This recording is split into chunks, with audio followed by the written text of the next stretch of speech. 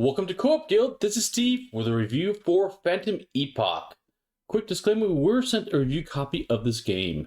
Phantom Epoch is a 2 to 4 player, or can be played solo if you run 2 characters, cooperative sci-fi crawler. In this game you'll be playing through a campaign structure which is very open-ended in which missions you want to go on next. In this game, each player will be running their own character, and the characters will have a deck of cards which is unique to them, and each of these cards are multi-use. They'll be used for determining initiative, determining movement, and of course their special abilities. Players will need to work together to complete the mission objectives, and each mission varies quite a bit and is presented in a scenario book. Actually, 2 books that line side to side. The book not only contains all the information you need for the specific mission rules, but also the map itself.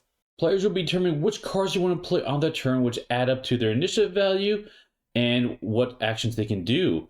This will be compared with an enemy AI, which constitutes enemies of different classes and species will combine for very unique behaviors. As players complete the missions, they will unlock new missions to go on, and this is a very open-ended campaign. So you can just jump to whatever planets you want to interact with and explore as you wish. Now let's look at the breakdown of this game. Setup in Phantom Epoch is one of the best features of this game. The box is large, but honestly it's organized super well. It makes it very easy to table and put away this game. All the player pieces are organized in their own boxes, so it's easy to grab the box, open it up, and you've got your deck, your miniature, all your tokens, everything's right there in front of you. But honestly, the scenario book is awesome in this game. It's very easy to play in that you flip over both books to the same page, line up next to each other, and you've got your board right there. It has all the rules that are unique for that scenario right in front of you. And you just need to add a few miniatures and usually a few of the tokens and you're ready to go. The longest part about setup is the enemy decks, but honestly it's worth it because basically what you do is you grab the species, for example, the Varlocks or maybe it's humans, and you grab the Berserker, their class, and you can build 2 decks combined together to determine the enemy AI. And so yeah, you grab a lot of decks for that, but honestly it is very, very much worth it because this provides a very unique AI to go against for each mission. The component quality for this game is very good. All the cards are great quality. I haven't felt the need to sleeve anything. Honestly, I'm a sleever. And the miniatures are great too. No issues there. Like I said, the book itself is actually nice quality. But the one thing that really stands out for this game is how the enemies are handled. Honestly, this needs to be the new standard in board games. This is absolutely fantastic. So what it does is it has these bases that snap together and they keep track of the enemy's health right there. You just kind of spin the dials. And it also has spaces for keeping track of the status markers, so everything is right there in front of you. No more of having the health off to the side or trying to keep other counters or anything. It's very clean and easy to use. And the really nice thing about this is the game presents this information in a way that if you wanted, you could probably take the same standee system and apply it to other games in your collection. Absolutely fantastic job. Like I said, this needs to be a new standard going forward. The rulebook's good in Phantom Epoch. It was easy enough to understand and follow through. I think there was one part where there's a lot of good information in the examples, and I kind of wish that was maybe pulled out in different sections of the book. But like I said, everything's there to find. Honestly, the index and table of contents are really great in this game. So even if you don't really remember how this thing works, looking at one of the 2 sections, I always got the right spot I needed to find the information needed at the time. I found engagement to be very good in this game. A big part of the engagement is around the planning discussion. So on your turn, what you'll be doing is you'll be trying to figure out what actions you need to take, and this is going to involve a lot of the people like, ooh, are you going for that enemy? We're going to be in this location. Who should go first? Who should go second? And then honestly, the number of cards you play, that's going to equate to how fast or how slow you go during that turn. So because that's going to also constitute your initiative value. So that always winds up being a good discussion with everyone involved. I did find that sometimes there could be a lot of enemies to resolve, and that could add up to a decent amount of downtime, but nothing too significant. Because obviously there's a lot of characters to resolve, but even when the characters are resolving, you're normally engaged anyway, trying to watch what they're doing, and trying to think about what you're going to be doing when your turn comes up, or what you're going to be doing next turn anyway. But fortunately, all these resolutions are normally pretty quick, so even if you have a lot of them, they're fast. I found the decision space to be very good for Phantom Epoch. Primary part of this is the different classes. They all play very different between each other.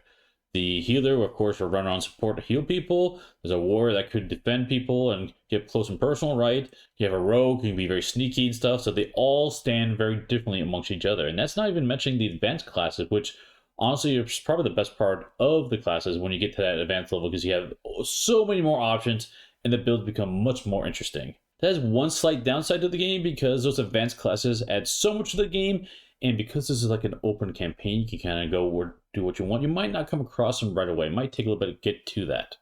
But trust me, it's worth it when you do. Another point of the decisions is what you're going to do on your turn, of course. So the nice thing is you plan out what cards you're going to play, you commit to them, and then you see what the enemy's going to do. And then after you see what the enemy's going to do, you'll determine the initiative turn structure, and then you'll execute the actions. Now, this is interesting because you know what the enemy's going to do. You know where they're going to be at that point. So you can change your mind because the cards are multi-use to maybe treat them differently. So I like how even though you plan this out, you do have the flexibility to adjust your plan accordingly. And that's because all the cards are movement points and you can use one card of any type to beat a generic attack. I very much enjoyed the variety this game presents. That's mostly because of the scenarios, honestly. The scenarios are really well designed. There's a ton of variety in them. Might be stealth, might be something that's exploring, might be defending people, like a siege, might be escorting. There's tons of different presentations of scenarios and boss battles and stuff like that.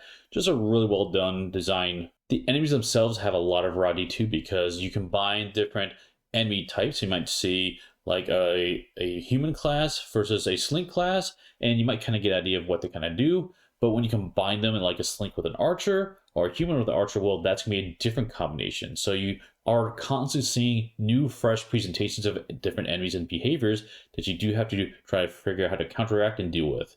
This game does also include quite a bit of unlockable content in the sense that it is hidden behind spoilers. So I won't present that in this review, but just let you know that there's lots of boxes to open up and other things to reveal as you play through the game. And finally, cooperation. So I find cooperation good. I think this varies a lot based upon what class you're playing. For example, the healer class has a lot of cooperative elements where I can directly affect and help other people.